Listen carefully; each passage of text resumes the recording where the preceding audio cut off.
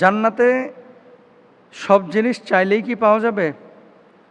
আমি যদি Messi, Ronaldo এদের সাথে ফুটবল খেলতে চাই, সেটাও কি আল্লাহ দিবে? মানে এমন এমন প্রশ্ন মাঝে মাঝে আপনারা অনলাইনে পাঠান, যে প্রশ্নগুলো আমাদেরকে অবাক করে।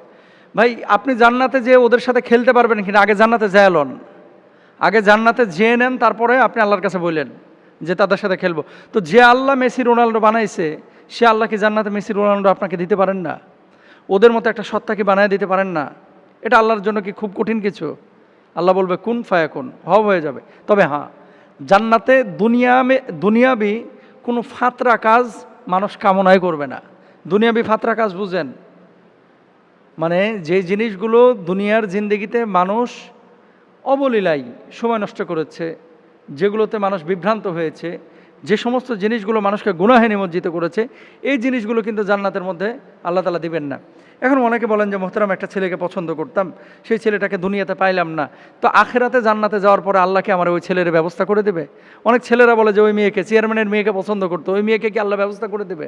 তো ওই মেয়ের মতো আল্লাহকে, এই বেটা বুঝো না তোমরা, ওই জায়গাটায় আল্লাহ সুবহানাহু ওয়া তাআলা চেয়ারম্যানের মেয়ের চাইতে তো ভালো মেয়ে রাখছে, হুর রাখছে না?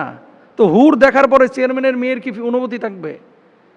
তো এই মেসি রোনাল্ডো দুনিয়াতে আপনার কাছে মনে হচ্ছে বিশাল কোনো নিয়ামত, আখেরাতে বা জান্নাতে যাওয়ার পরে এই নিয়ামতগুলো আপনার মাথায় আসবে না।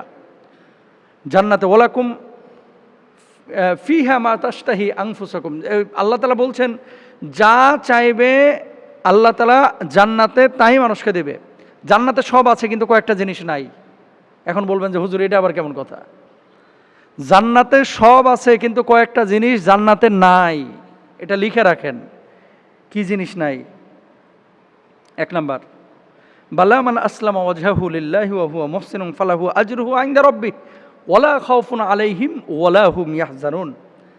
জান্নাতে দুঃখ নাই, ভয়ও নাই, চিন্তাও নাই, যেটা দুনিয়াতে আছে।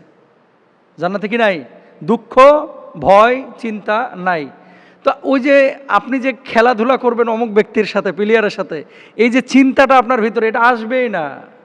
কেন আসবে না? কারণ এর চাইতে বড় নিয়ামত আল্লাহ তাআলা আপনাকে দিয়ে রেখেছেন।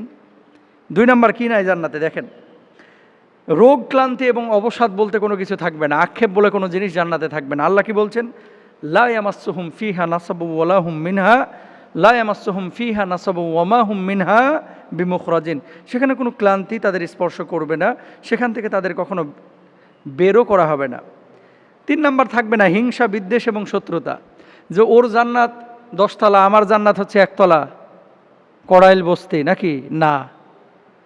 যে দুনিয়ার মানে সবচাইতে যেই নগণ্য মানুষটা মিনিমাম জান্নাত পাবে, একেও আল্লাহ তাআলা 10টা পৃথিবীর সমান জান্নাত দান করবেন। তাহলে ঊর্ধ্বে যে জান্নাত পাবে তার জান্নাতটা কত বড় হবে! সুবহানাল্লাহ। এটা মাথায় রাখতে হবে। এরপরে দেখেন 4 নাম্বার, লা ইয়াসমাউনা ফিহা লাগওয়া ওয়ালা তাসিমা ইল্লা কিলান সালামান সালামা। সেখানে তারা কোনো আশার বা পাপপূর্ণ কথা শুনবে না, তারা কেবল শুনবে সালাম সালাম, শুধু শান্তির কথা শুনবে। তাহলে জান্নাতে কি থাকবে না? গুনাহ থাকবে না, অশ্লীলতা থাকবে না, অনর্থক কথা থাকবে না। এখন আপনি যে মেসি, রোনাল্ডো এদের সাথে যে খেলতে যাচ্ছেন দুনিয়াতে, হ্যাঁ শারীরিক কসরতের জন্য আপনি খেলতে পারেন, কিন্তু জুয়ারি হয়ে খেলা কি জায়েজ? জায়েজ না, হারাম, নিষিদ্ধ। শয়তানের কুমন্ত্রণাও জান্নাতে থাকবে না, বার্ধক্য এবং মৃত্যুও থাকবে না, সবাই থাকবে তাগড়া যুবক। হ্যাঁ, চুলদারি কারো পাকবে না, ক্ষুধা তৃষ্ণা অভাব দারিদ্রতা জান্নাতে থাকবে না। তো মোটামুটি কি থাকবে আর কি থাকবে না আপনারা জানলেন। আগে জান্নাতে যে নেন, তারপর আল্লাহর কাছে বলেন আল্লাহ এটা দেন সেটা দেন, আল্লাহ দিবেন ইনশাআল্লাহ।